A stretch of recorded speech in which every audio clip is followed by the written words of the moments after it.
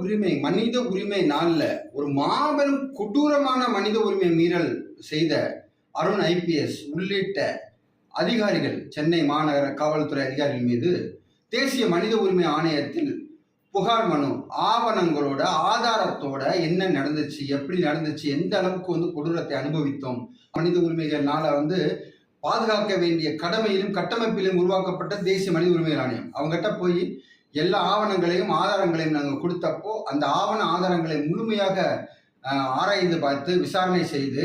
அவர்கள்ட்ட அறிக்கை கேட்டதுக்கு அப்புறமா இதில் இருக்கக்கூடிய முகாந்திரம், இவ்வளவு கொடூர புத்தியோட எப்படி இந்த அருண் ஐபிஎஸ் செயல்பட முடியும்? அவருக்கான அக்கௌண்டபிலிட்டிக்கான புகார் அவருக்கு நிலுவையில் இருக்கும்போது, இன்னும் சொல்லப்போனால் ஒட்டுமொத்த சென்னை மாநகர காவல்துறையில அலட்சியத்தால அந்த 5 உயிர்கள் போயிருக்கு. அந்த 5 உயிர்கள் போனதுக்கு இதுவரைக்கும் எந்த அக்கௌண்டபிலிட்டி இல்லை.